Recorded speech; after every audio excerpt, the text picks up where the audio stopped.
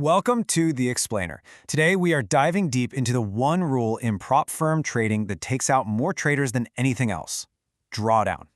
And look, if you don't get this, really get it, you're not actually trading. You're just lighting your challenge fee on fire. So let's break this down. All right, let's just start with a really crucial piece of context here from Daily Forex. The whole business model for a lot of these firms, well, it isn't really based on you succeeding. It's actually built on the very high chance that you're going to fail. The reality is, the money they make from profit splits with successful traders, that's just a fraction of their income. The real financial engine, the thing that keeps the lights on, is that constant stream of fees from the huge majority of traders who just don't make it past the challenge. And the failure rate, it's absolutely staggering. We're talking over 90%. And you have to understand, that's not some kind of mistake in the system, that is the system. It's the feature that funds the whole operation and pays out the very small percentage of traders who do win. So here's the big takeaway.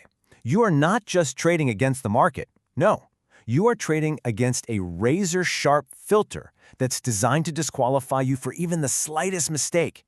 And that drawdown rule, that is the sharpest, most effective part of the entire filter. Okay, so before we can even think about beating this thing, we have to know exactly what we're up against. Let's get a rock-solid, crystal-clear definition of what maximum drawdown actually is. All right, listen close, because this is the one detail that trips almost everyone up.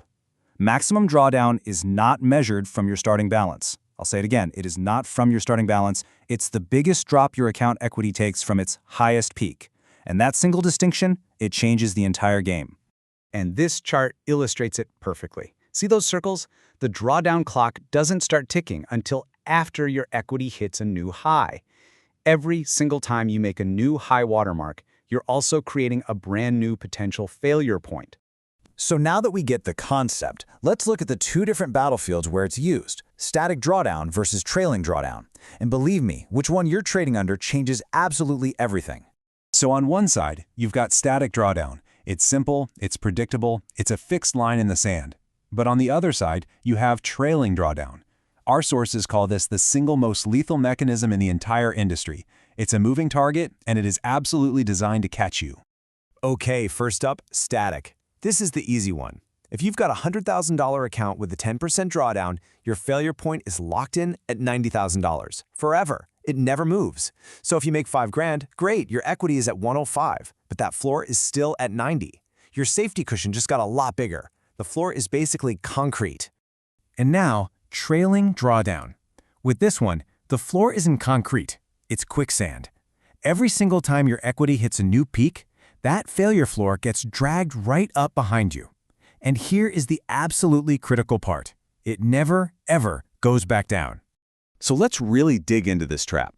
This is how that lethal mechanism works in the real world, and it's how a trade that's actually winning can be the very thing that gets you kicked out of the challenge. Okay, follow me on this.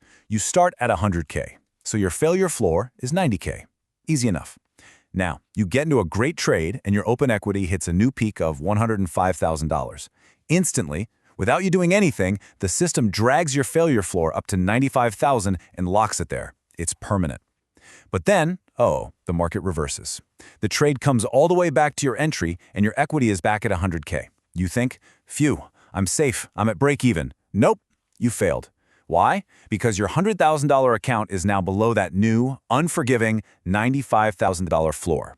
You were literally eliminated by a winning trade that didn't even lose you a single cent from your starting balance. So, how in the world do you defend against a rule that is basically designed to make you fail? Well, it's not about being a more aggressive trader. It's about becoming an incredibly disciplined one. You have to understand this is a psychological war. The pressure of knowing that your failure point is always creeping up right behind you, it's immense. Your goal has to completely shift. You're not trying to hit home runs anymore, you're just trying to stay in the game. So here's your playbook. This is how you survive. Number one, and this is the most important, you have to aggressively take partial profits. Do not let a big winning trade reverse all the way back on you. Lock in those gains. Every dollar you secure is a real, tangible cushion above that rising floor. And you have to avoid that one big day where you make a massive profit. Because as good as it feels, it can be a curse. It just yanks your failure floor up so high you have no room left to breathe. This whole thing becomes a game of consistent base hits, not massive home runs. You know, in the end, it really all boils down to this one question. Understanding the difference between these drawdown rules isn't just some minor technical detail. It is the absolute key to survival, and it forces you to ask yourself what's on this slide. Are you really trading the market, or have you just become the product? Now you have the information to decide.